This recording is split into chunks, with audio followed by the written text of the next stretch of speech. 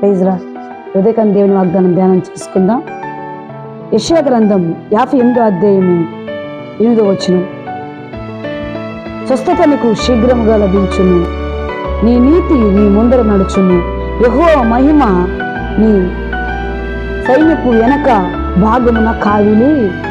దేవునికి మహిమ కలుగును గాక. ఉదయకాలం దేవుడు వాగ్దానం ద్వారా మాట్లాడుతున్నాడు. నీకు శీఘ్రముగా స్వస్థత కలుగును. దేవునికి మహిమ కలుగును గాక. ప్రియ సహోదరి సహోదరుడా, నువ్వు దేని నిమిత్తం బాధపడుతున్నావో, ఏ అనారోగ్యం నిమిత్తం బాధపడుతున్నావో నాకు తెలియదు, కానీ ఉదయాన్నే ప్రభు మనతో మాట్లాడుతున్నాడు. నీకు శీఘ్రముగా నీకు స్వస్థత కలుగునుగాక, నీకు శీఘ్రముగా స్వస్థత లభించును, నీ నీతి నీ ముందర నడుచును. నీ నీతి, నీకున్న నీతి, నువ్వు ఎలా జీవిస్తున్నావో అటు నీతి, నీ నీతి నీ ముందర నడుచును. దేవునికి మహిమ కలుగునుగాక. ఇంకా అంటున్నాడు చూడండి, యెహోవా మహిమ నీ సైన్యపు వెనక భాగమున కాయును. ఆయన మహిమ నీ సైన్యం వారు లేక నీ కుటుంబస్తులు వెనక భాగమున ఆయన కావిలు కాసే దేవుడు. ఆయన మహిమ నీ చుట్టూ ఉంచే దేవుడు, నీకు కావిలుగా ఆయన మహిమ ఉంచే దేవుడు. ప్రైజ్ లార్డ్, హల్లెలూయా. దేవుడు ఇదే కాని చూడండి ఎంత గొప్పగా మాట్లాడతాడు. శీఘ్రముగా నీకు స్వస్థత లభించును కాక. నువ్వే బాధతో నువ్వు కృంగిపోతున్నావో నాకైతే తెలియదు, కానీ ప్రియ సహోదరి సహోదరుడా, ఏ వ్యాధి చేత నువ్వు కృంగిపోతున్నావో, ఏ రోగము చేత నువ్వు కృంగిపోతున్నావో, ఒకవేళ క్యాన్సర్ అనే బాధతో నువ్వు కృంగిపోతున్నావా, యేసు నామములో నా ప్రభు నీకు స్వస్థత కలుగును గాక. దేవుడు గుండె జబ్బుతో నువ్వు బాధపడుతున్నావా, నా దేవుడు నీకు స్వస్థత, గుండె చెదరని వారిని బాగు చేసే దేవుడు. నా దేవుడు నీ గుండెను ముట్టి బాగు చేయను గాక. చెప్పకలేని అనారోగ్య సమస్యలతో నువ్వు కృంగిపోతున్నావా, దీర్ఘకాలపు వ్యాధులతో నువ్వు కృంగిపోతున్నావా, నా ప్రభు అంటున్నాడు నీకు శీఘ్రముగా అంటే శీఘ్రముగా అంటే త్వరగా, వెంటనే నీకు స్వస్థత కలుగును గాక. మాట నమ్మండి, విశ్వసించండి. ప్రభు ఉదయకాలం వాగ్దానం ద్వారా మాట్లాడుతున్నాడు. శీఘ్రముగా నీకు స్వస్థత కలుగుతుంది.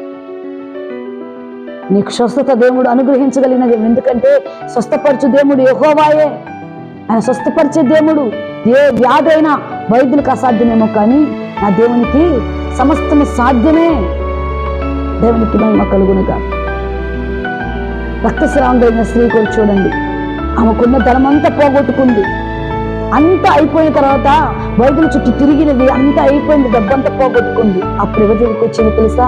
యేసయ్యను తెలుసుకొని యేసయ్య దగ్గరికి వచ్చింది.